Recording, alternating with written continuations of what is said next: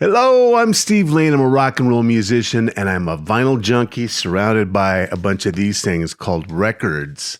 That's primarily how I like to consume my music, and I hope you do the same. And if not, you're missing out.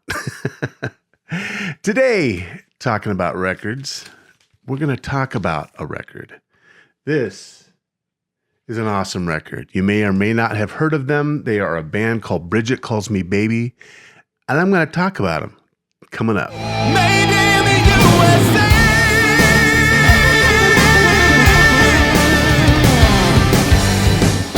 Hi, thanks for joining me here today on Rock Talk. Today we're going to be talking about a band that I discovered, I don't even know precisely when, a half a year ago. The algorithms delivered to me on a silver platter a song called Too Easy. It was a video. And I was like, what's that? And I clicked it and I was immediately floored. I was like, whoa, what is going on here? These guys are melodic. This guy has an amazing voice. He's not trying to sound like anybody else or not trying to copycat any other act out there right now. And I was just floored. I was literally blown away. And to have a new act, a new artist, a new song come out of nowhere and do that to me is saying something, because I'm very picky. I usually don't listen to too much new releases or new artists or new bands unless I'm just absolutely floored by them. And they did that. And so this album is called The Future Is Our Way Out. And as I said before, the band is called Brigette Calls Me Baby. An unusual name. And I was wondering what the heck that meant. And I heard the singer Wes, who's really, really good. Apparently, when Wes was going to school, he had an English teacher that wanted them to write a letter to a notable person. And as long as the letter was legitimate and it was grammatically correct and of good nature, if you will, he wrote it to Brigitte Bardot. And it turns out that they were what he called light pen pals for a while. They wrote a handful of letters back and forth to each other. And that's where the name came from. I thought that was really freaking cool. I mean, how many younger people would write a letter to Brigitte Bardot and she would write back, and letters with pens and paper and novel concept, right? Anyway, back to the music. The music is absolutely fantastic. Okay, picture, if you will, as Rod Serling used to say, picture, if you will, a singer who sounds half like Morrissey and half like Roy Orbison. That's exactly and precisely how Wes sounds, okay? He is half Morrissey and half Roy Orbison, and he proudly proclaims that. That is quite a combo. And so it's almost like the 60s meet the 80s, and that's what the band sounds like. They've got this crazy combination of music that is equally footed in both regions. Hey, real quick, I just realized as I was editing this that they are actually opening for Morrissey for a few dates in Europe. So that's really cool. He gets to pay tribute to his favorite singer by opening for him. How cool is that? Way to go, guys. Way to go, Wes. And they're a really good band. They're a tight band. They're not all over the place with their solos. They're just a rock solid band. And really, Wes is the one carrying the torch for this band, the singer. He is something else, man. He's a cool looking dude. He's got his pompadour rocking. That's him on the cover, but you only see his his profile here. Here's a better picture when you pull the album out. And that's Wes there, obviously, in the center. And the vinyl itself sounds tremendous. Usually colored vinyl is relatively noisy, but this is crystal clear vinyl. Ooh, don't want to drop it. This is crystal clear vinyl, and it's, I've been collecting vinyl for so long, and I've got so many colored discs and picture discs, not picture discs anymore, excuse me. Colored discs and multicolored vinyl and paint splatter vinyl, colored vinyl, clear vinyl. And some clear vinyl sounds great, some of it doesn't. This sounds really good. It is not noisy, and that's a big deal to me. They recorded some of these songs in Studio A, RCA in Nashville. I thought that was cool.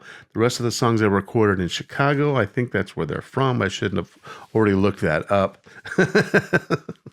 I want to say I think they're from Chicago. I'm pretty sure. I also know that they did get their big launch or their big push at South by Southwest. Hey, if you don't already know, I am a musician, and I've got one song out right now because we're releasing a bunch of other songs as the months go on. The song is called Till I'm Gone, and it is very much how I was feeling about 13 years ago when the lyrics were written, and the lyrics couldn't be more relevant today.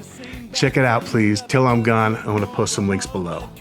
Wes Levens, that's his name. Wes Levens is, gosh dang, man, he's such a good singer. So the song Too Soon, when I heard him sing it, I was just like, I had to do a double take. I was like, whoa. And then when he held the note out, and then it was just simple video. It's just like a white room video. And Wes is twirling around. He's got a corded mic. And they've got a retro sound, but they have a modern sound.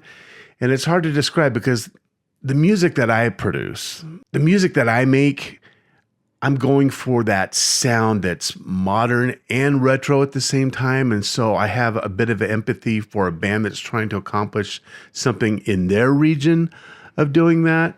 And I want to stay original. I don't want to kind of, quote, sell out and cash in on that retro vibe. I've been doing this for, gosh dang, 12, 13 years now. Originally, I just started making music that I like, that I would like to hear, that I would like to hear other people try to do, and that I would gladly pay money for. And in doing so, I didn't invent a genre or anything, but I call it new classic rock because that's something that you could enter into a search engine like Google or something, and some artists would pop up. Now, you can't go out to a music store and find a category that says, quote, new classic rock, but it is definitely searchable on the internet, and other acts are going to follow. Like, let's say Rival Sons is going to pop up possibly, or Greta Van Fleet, who sounds exactly like Led Zeppelin on their first album. You know, they might pop up. There's another band called Monster Truck from Canada. They're fantastic. They sound like about mid-70s Southern rock kind of vibe going on, almost like a Molly Hatchet kind of feel. And so I don't sound like those bands, but I could easily fit into that category. Now, these guys don't really have that. They're not going to be able to, if you were to type in whatever this is, you're not going to get any other acts that have a similar kind of sound or vibe going on, because I think they're the only ones doing this. Okay, so if you were to type in who sounds like Morrissey and Roy Orbison, I doubt if you're ever going to type that in. This would be the only thing that pops up. I want to find something that sounds like the 60s meets the 80s. This is the only thing that's going to pop up, and you're not going to type that in your search engine. So anyway, Too Soon is like the main single, and I would highly recommend checking it out. I'll post a link below. I would highly recommend getting the vinyl. I haven't bought a vinyl from a new artist with a debut album. Gosh, I can't remember how long.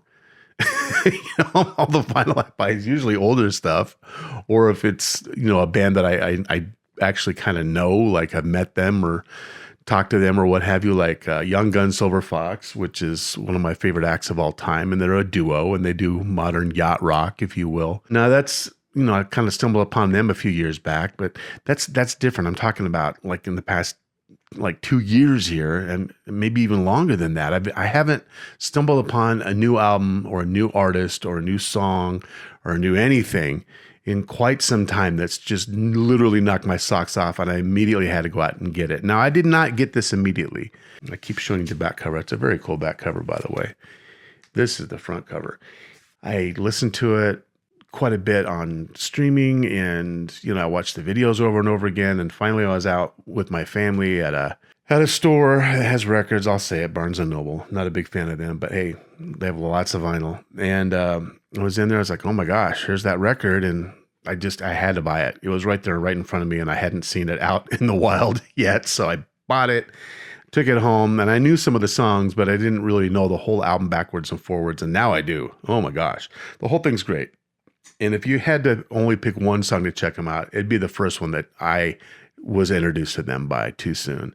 I definitely check them out, especially if you're a fan of Morrissey or Roy Orbison or new music that sounds old. I shouldn't say old. New music with a great classic sound. And they're a true hybrid, man. They're doing stuff I have not heard yet. And that's saying something coming from me. I'm surrounded by music. I listen to music. I consume music.